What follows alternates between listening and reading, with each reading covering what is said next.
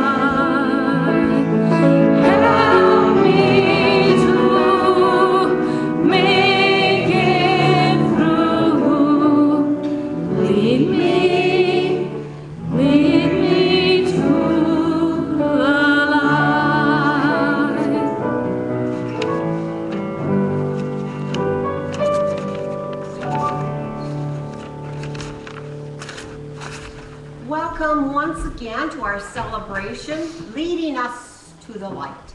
Is there anyone here who is here for the first time?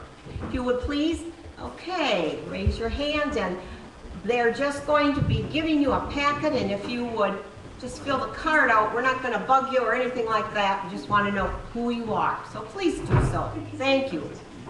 And it's just a special welcome to you. We're so glad all of you are here, but a special welcome to those here for the first time. Announcements. Midweek events here at Unity include Wednesday evening, 6 o'clock, A Course in Miracles. That's at 6, meditation at 7. And at 7:30, a new series entitled Jesus Christ Heals, taught by our very own Martin. On the back of the bulletin is an explanation, but I would like Martin to stand and to kind of tell us about it and what it includes. The Fillmores originally began their spiritual quest seeking healing. And they found the golden threads of truth in a variety of practices within Christianity and from without. And they hit upon a method that combined some of the truths they discovered that worked for them. And that was the foundation of Unity. It started out as a prayer society and a school of study before it evolved into what we call Unity now. It's a very interesting book, and you'll notice each month if you happen to be a daily word reader that there's always a testimonial of the healing. So that energy is still there, it's still with us, and we can learn some of the methods that they used that work. I look forward to seeing that. It is a 3-week, 4-week series. The cost is $20. However, if money is an issue, please see Reverend G or one of the board members, and this will be able to help you. And also the book is available free. Pardon me. We need them to sign up so we know how many. All right, yes. Downstairs, sign-up sheet for Martin's class. And then there is a book that will be available. All right, wonderful. 2 weeks from today, important day, it's Mother's Day in 2 weeks. And we ask that each of you bring a picture of your mother so that we can celebrate her in a special presentation that day. So whether she's living or deceased, we want to remember her. And we will return the pictures after Mother's Day, so we won't keep them or anything like that. So, Diane, do you have an announcement on hospitality that you would like to make? I'm back to aggravation.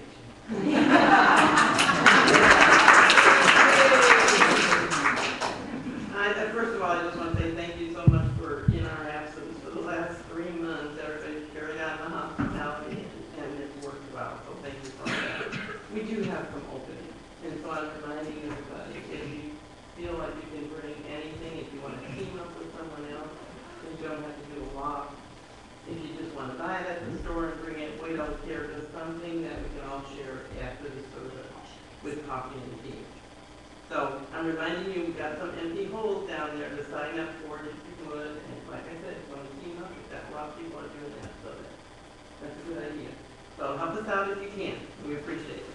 Thank you. Reverend G. Yes, good morning. I'm Reverend G. Ludwig, and I'm very delighted to have you all here this morning. And thank you very much for choosing to share your spiritual energy with us today. It makes all the difference in the world. I have a few announcements. One of them is last Sunday I forgot to announce Happy Hour with Reverend G, which is back, and on Mondays every other week I go to different restaurants here in town and some in Holland. I'll pick one in South Haven, and I'll just be there at 5:30, and whoever would like to join me to break the bread and socialize with me in a totally different setting than the church, please do so. So the next Happy Hour with Reverend G is this coming Monday, not tomorrow, a week from tomorrow. And in the e-blast, I will announce where I will be. So, all the more reason to open those e-blasts. We had a wonderful event here yesterday, the first annual Pet Adopt-a-thon. Unity on the Lakeshore sponsored it. Several rescue places brought dogs and cats, and we set up there on the Beery Field. Of course, we ordered the best weather that this year had to offer us so far, and it showed up. It was wonderful. I got sunburned a little bit, mostly my nose because it's big and it sticks far away. It has a lot of surface that the sun can kiss. And a lot of people showed up. To my understanding, 4 dogs found a home and 1 cat. And the rescue people said that's actually an awesome turnout and an awesome result. So kudos to us, we did good, and next year we'll do even better.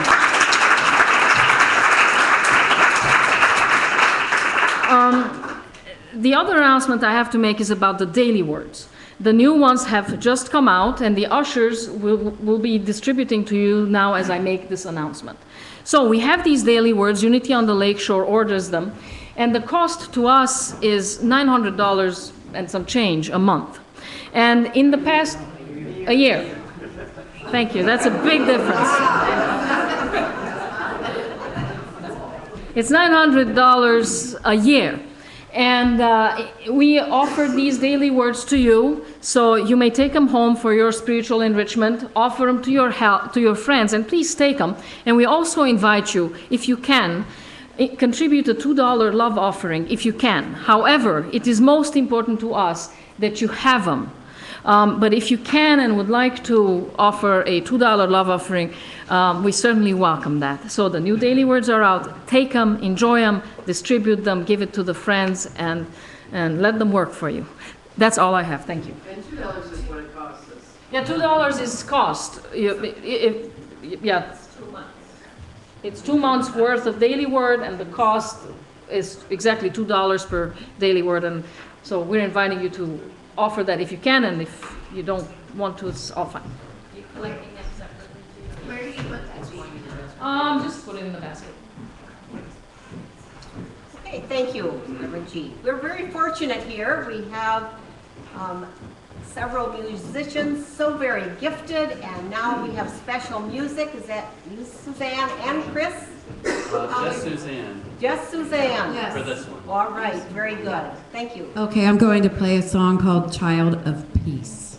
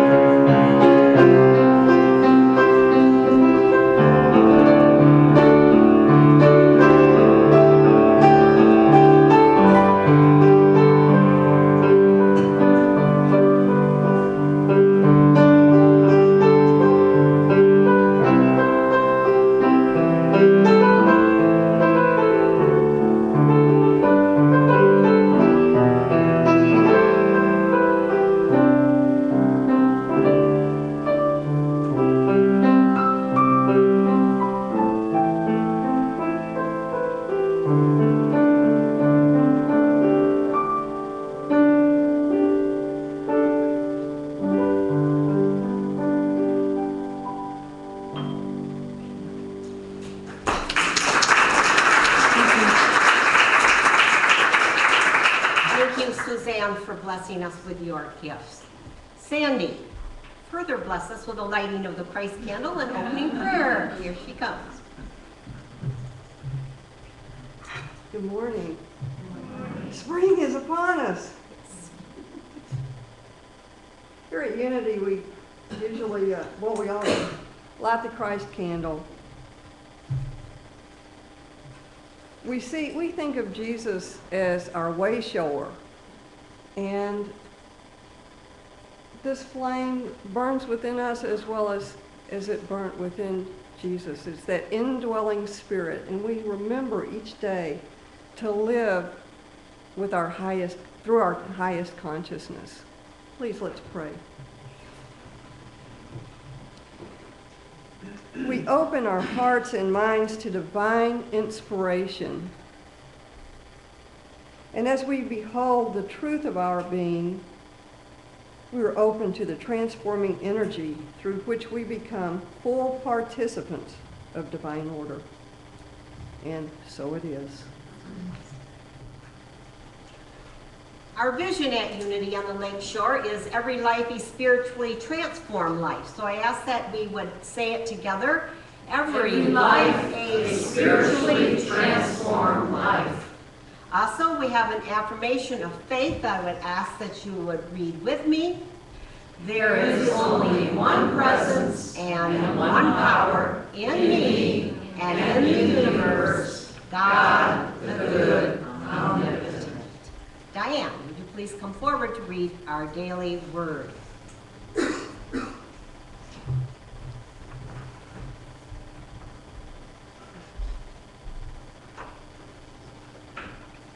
Good morning.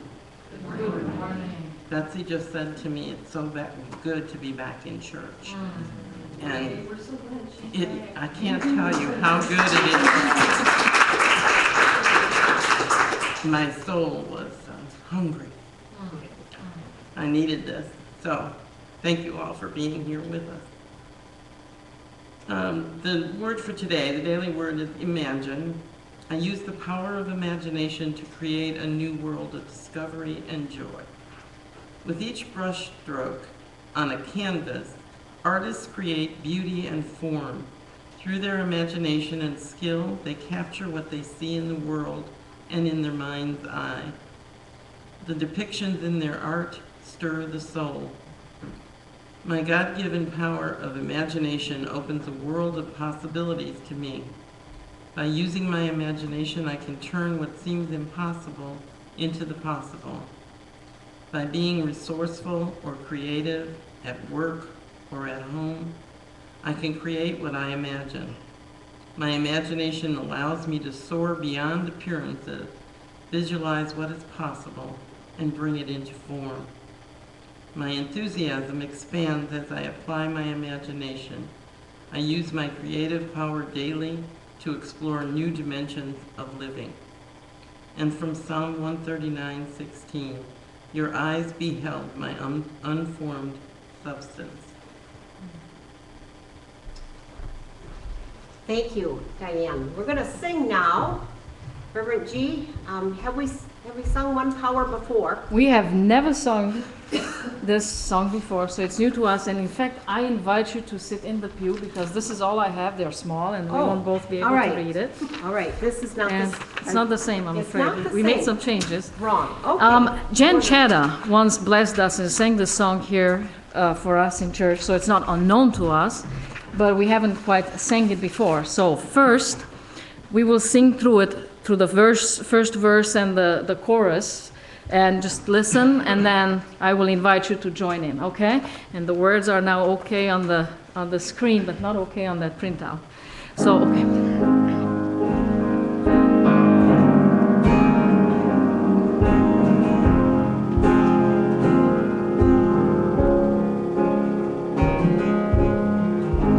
One power, one power, one power.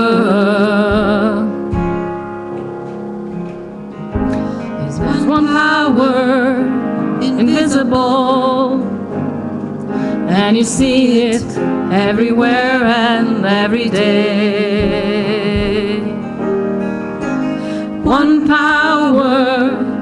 indescribable, and you speak of it with every word you say. Mysterious until you know the truth, as simple as the love inside of you. God, call it Spirit, call it Jesus, call it Lord, call it Buddha, Baha'u'llah, angel's wings or heaven's door. But whatever name you give it, it's all one power, can't you see? It's the power of the love. With you and me, one power, one power, one power,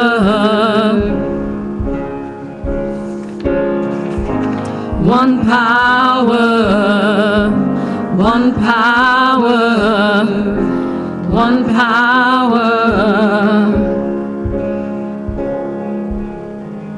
There's only power invisible, and you see it everywhere and every day. One power indescribable, and you speak of it with every word you say. Mysterious until you know the truth, as simple as the love inside of you. Call it God, call it Spirit, call it Jesus, call it Lord, call it Buddha, Baha'u'llah, heaven's wings or heaven's door. But whatever name you give it, it's all one power, can't you see? It's the power of the love in you and me. One power, one power, one power. We speak so many languages, different clothing, different colors, different names. But different is only dangerous when we forget that in the heart we're all the same. We remember once we close our eyes to see that such differences were never meant to be. Call it God, call it Spirit, call it Jesus, call it Lord, call it Buddha, Baha'u'llah, angel's wings or heaven's doors. But whatever name you give it, it's all one power, can't you see? It's the power of the love in you and me. One power, one power, one power,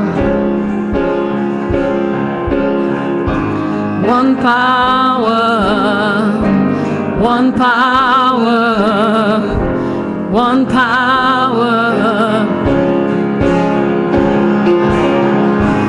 one power,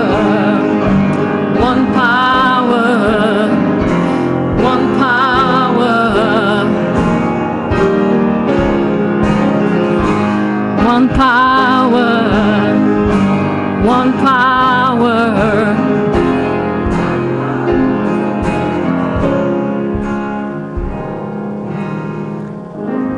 One power.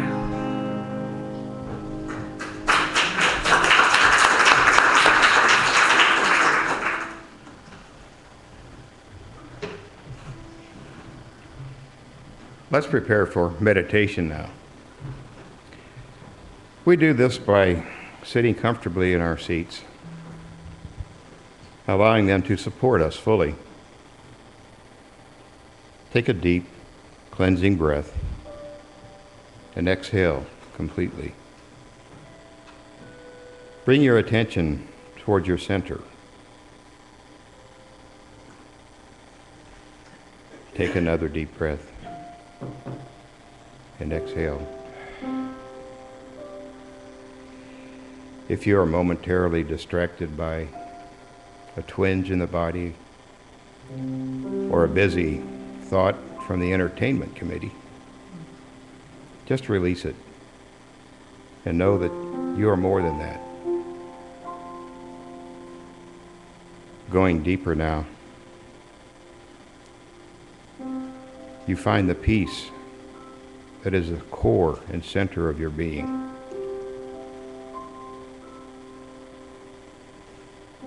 I invite you to open yourself to the possibility of endless grace. Imagine your body temple as an empty glass shell. Grace enters in through the top of your head and begins filling it from your feet, legs, thighs, torso, out your arms, up your neck and to the top of your head where it comes from. Feel this healing grace at work. Feel the love, forgiveness, acceptance, and safety that this grace is.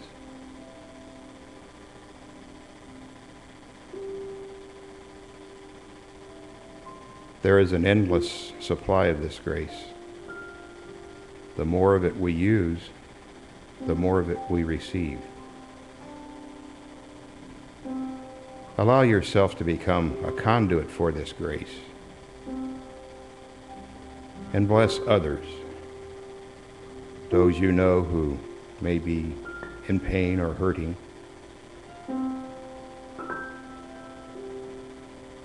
Those you don't know personally, but you know require healing. Allow this grace to spread throughout the world, healing and comforting.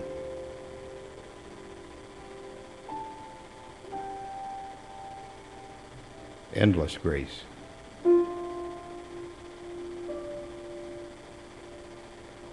Rest now in the silence.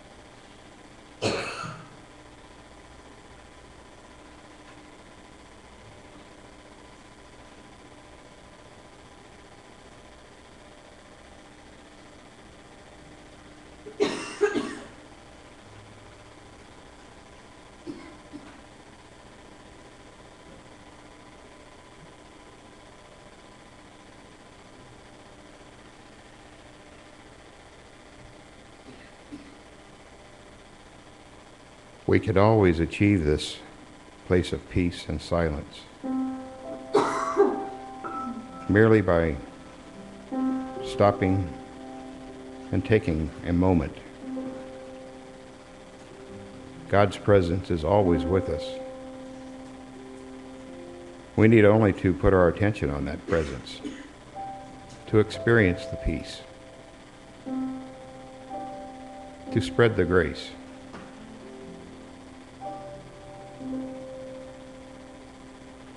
And now let us begin to bring our attention back here, refreshed and poised and ready for whatever it is ours to do today. And when you are ready, open your eyes. Get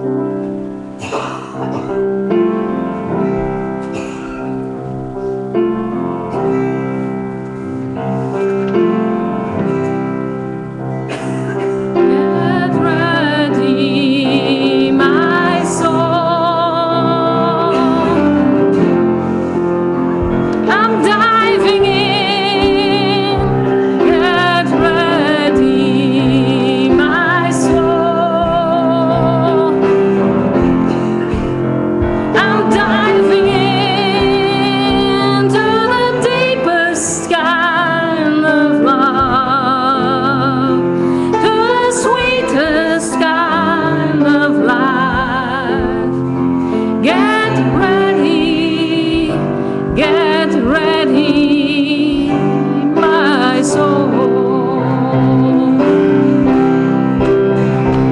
Get ready, my soul.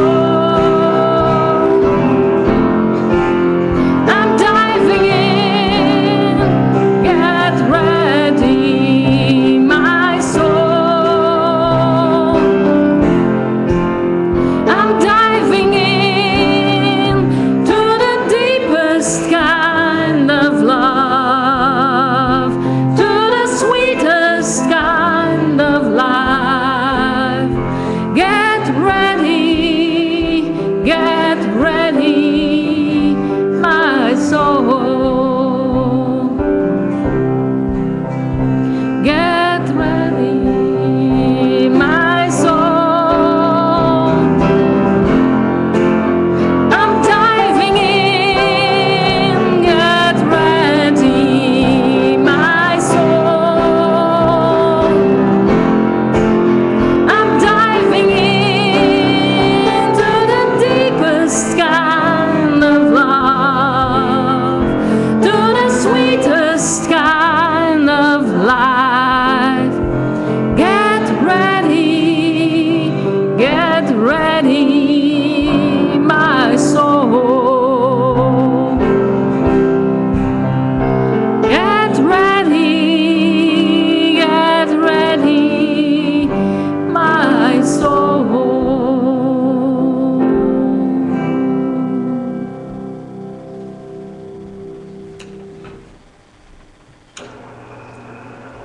Oh, it already feels like such a complete whole experience, at least to me. So I hope I will not ruin it for you from here on. I thank you all so much for coming, and I thank you all for contributing to create this indeed whole and full, complete experience, very spiritual experience, uplifting. It is my experience right now, anyhow. I give Suzanne my topic, and then she comes back with her song suggestions. And I love it that she pushes our boundaries. And how was that song for you, that One Power? Wow. And would you have ever dared to sing it as a congregational song? I probably would just said, no, I don't think we can do that. And Suzanne said, I think we can. And I'm glad we did, because we can. So I'm grateful, Suzanne, for you. Beautiful soul, beautiful spirit, so in tune. Beautiful. Thank you, Chris, as well. You add to our experience and make it wholer and fuller. Dave on AV, thank you very much. Jerry and Thea were welcoming us today. The Hungarian in me always says welcome. And so thank you for welcoming us. And Martin, your meditations minister to me. I come here from a space of centeredness and godness, and you help me there. I thank you for that. And then you always do such a wonderful job on the platform. I love having you there. And Sandy, thank you for your prayer. And Diane, she's back and she read the daily word for us. And Betsy, thank you for coming back to us all well. The goodies today are provided by Corinne and Jim. Thank you very, very much for stepping in and leaning in as the new trend today. I chose the topic of this talk for today, forgiveness. And I've given many, many talks on forgiveness before. And I I chose this topic because it seems appropriate nowadays. You know, we're just in the aftermath of the Boston bombing, and there's so much upheaval and unrest around the world, and forgiveness just comes up. It comes up all the time. If you're alive, it comes up. If you're in a relationship, it comes up. Sometimes even your dog can do things to you that you need to forgive. And you're better off if you do. However, I wasn't particularly inspired. You see, once I chose this topic and I decided, okay, I'm stepping into this space, I wasn't particularly inspired. And the reason I wasn't, it's always easier for me if I can personally relate to the topic. And I must tell you, lately my life's been pretty darn good. You know, not a lot of drama, not at work, not at home. It's good, it's pretty good. So speaking about forgiveness, I wasn't all that inspired. But as life would have it, yesterday, inspiration was handed to me.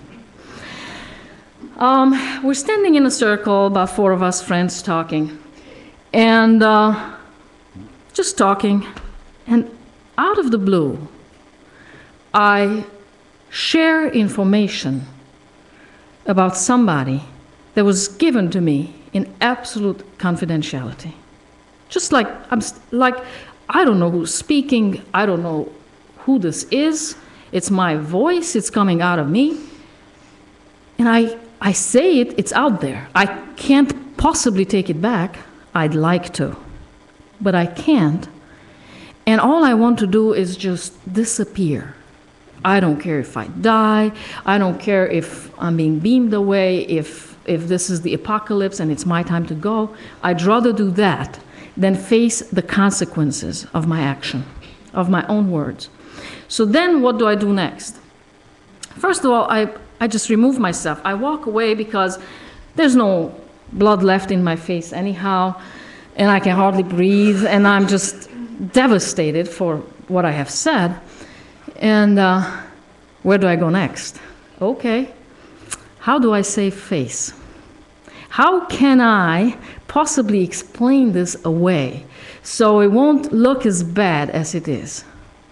I'm thinking about that. I'm going there with him. I'm thinking desperately, trying to find anything that I could get a hold of and that would work. And then I realized, gee, you made a big mistake, a huge mistake. You just got to face up to it.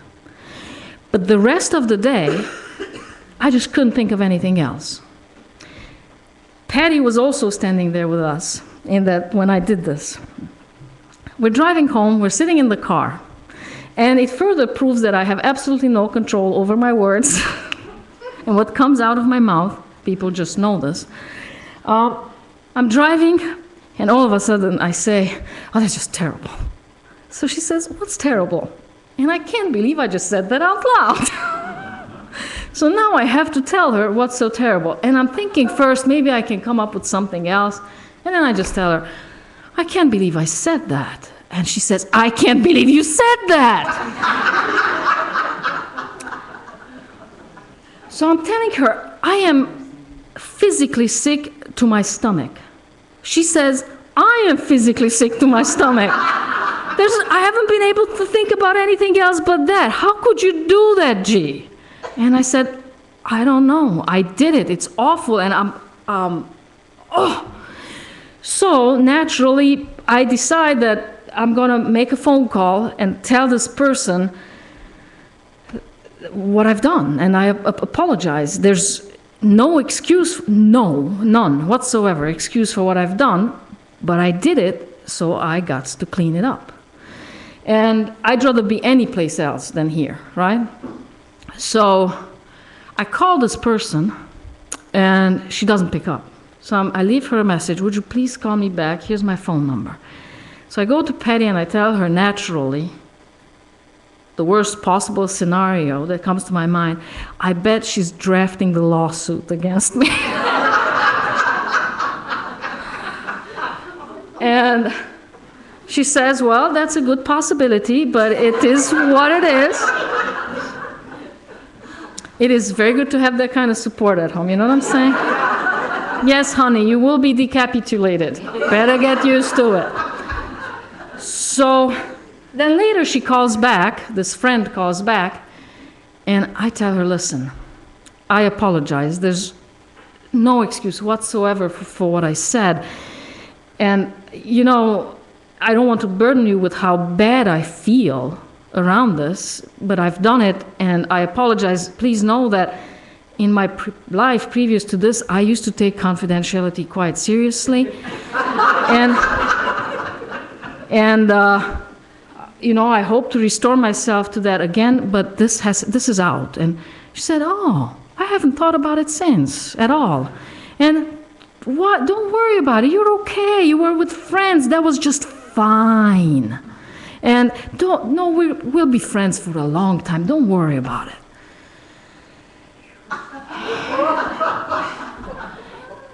And it was okay for me to be alive again.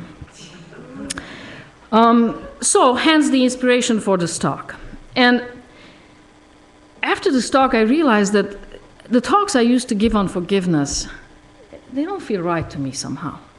You know, I used to say the things, this is what forgiveness is, and this is what forgiveness isn't. And the isn'ts were such as, well, you know, it doesn't mean that you restore the relationship with the victimizer. You have to protect yourself, but it doesn't mean that you will, but you let go of the victimizing thoughts, the thoughts that you're victimizing yourself with. And of course that's true. And it's also not true. Because, and I want to be able to explain to you exactly that which I'm present to, that the relationship has to be restored. Because this is what we think. When somebody does something, and let me tell you something, it's just as difficult to forgive yourself, and sometimes it's harder than forgive somebody else. And believe me, I lived it yesterday, and today I'm still wondering if, will I ever be able to keep confidentiality again? I'm second-guessing myself, you see, because of what I've done. So it's hard to forgive yourself, and it's hard to forgive somebody else as well, especially if it's a very deep injury. What if it's a repeated injury or atrocity that's been committed against you? And then I say, but the relationship has to be restored, and you probably think, gee, you're crazy. What are you talking about? And this is what I say. We tend to think in our crazy mind that the eternal essence of us can somehow be undone by something bad that we've done, by something bad that someone has done against us. That somehow our eternal essence has been undone, and that's impossible. Because your eternal essence and my eternal essence is love and perfection. And just as I showed up breaking confidentiality, which is a high value for me, someone shows up by placing a bomb next to an 8-year-old. No difference. Now you may say, gee, you're crazy. Of course there is a difference. Nobody died when you broke confidentiality. But my eternal essence may have come in question. And that is love, and that is perfect. That's that Christ's presence that this light symbolizes to us. That Christ essence. So in that sense, there is only the one mind, there is only the one Christ presence. What crazy thought is it to believe that we can afford the luxury of not restoring a relationship? It may not look the same it was before, but we restore it. Now, it may not mean that we stop the legal procedure if it involves any. But we restore the relationship because we have to heal the one mind. So we have to heal it when we do something like myself, when we need to forgive our own selves. We have to heal the one mind when somebody else, whose phone is that? Would you be willing to turn it off?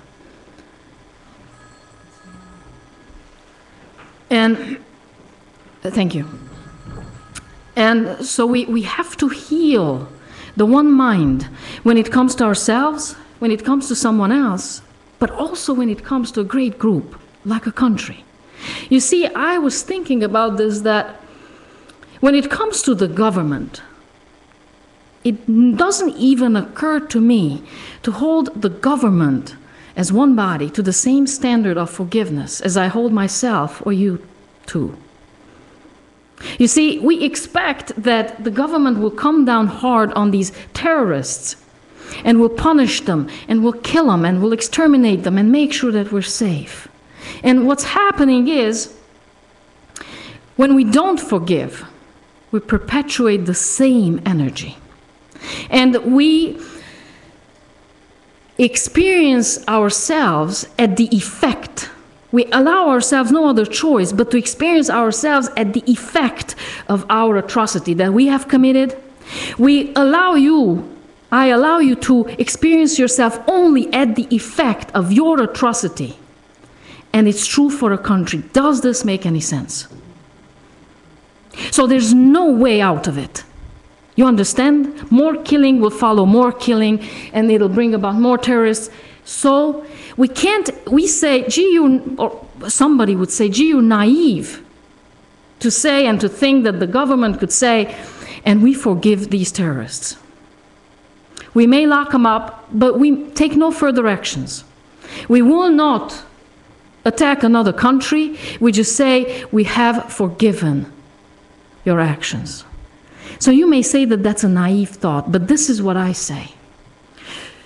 To think and believe that we can kill our enemies, I believe that's naive. To think and believe that perpetuating the same energy will lead us anywhere else but absolute destruction, and it will hand down to our children and their children a future that has peace in it, that is naive.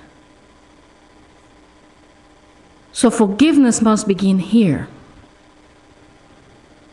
It has to go there, and then it has to expand everywhere. Because think about it. We get attacked by terrorists. We catch the ones that are the perpetrators. We lock them up. And after that, we proclaim to the whole wide world, it's all forgiven. It's over. It's all forgiven. And then the next terrorist act comes, and we do the same. How much shame do terrorists have to live with after a while if no vindictive, punishing behavior comes to us towards them, but forgiveness? It's the same thing Gandhi did with the Brits. He said, you must go. Your time has come to leave. They disagreed. They started killing the Indians. They never fought back. The Brits were shamed to the core, to the marrow of their bone, and they left. We must heal the one mind that we are all. There is no other future for us. On a personal level, within the family, within our smaller community, within our larger community, countries, governments.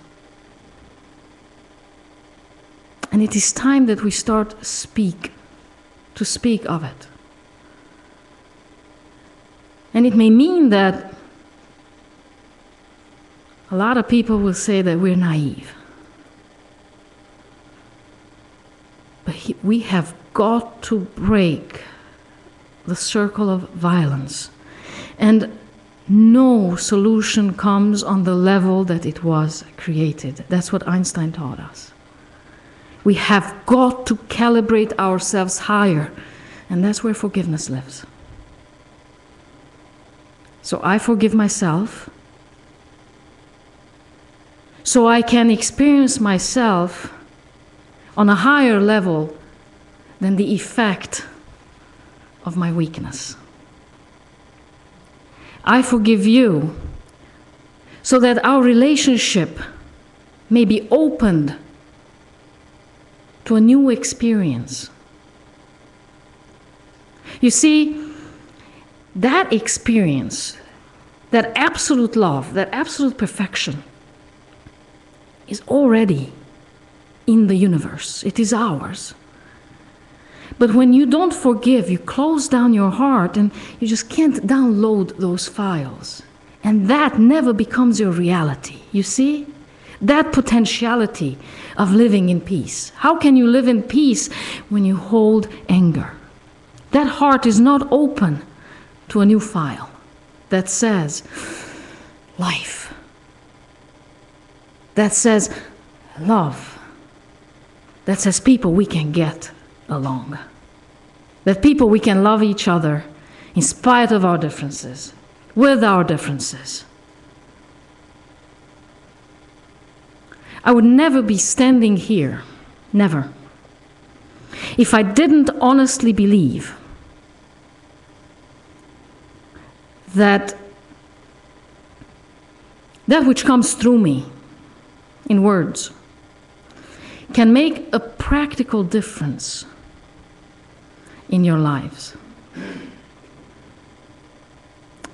as it does in mine. So, I know that you are inspired to forgive. I know that you are inspired to take that dusty, long forgotten, pushed to the side, under the rug relationship that's been causing you that stomach ache whenever you allowed it to surface a little bit, that's been causing you coronary disease, stress, physical symptoms. I know that you're willing to take another look at it and see what happens. If I believed that our teachings here can make no difference in your everyday life, I'd be driving a truck. Please don't prove me wrong. Thank you.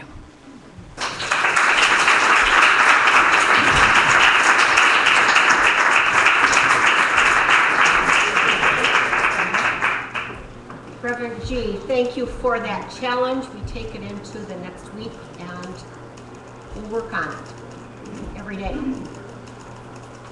And now we will have the offertory affirmation, which we will say in unison. Divine love, through me, blesses and multiplies all that I am, all that I have, all that I give, and all that I receive. I am thankful. And now it's our honor to be able to give.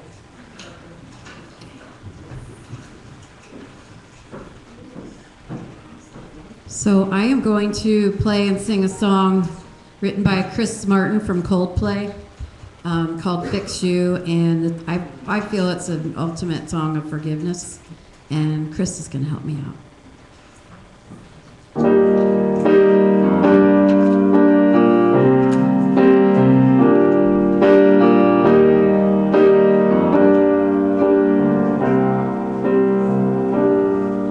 When you try your best, don't succeed. When you get what you want, not what you need. When you feel so tired, you can't sleep. Stuck in reverse.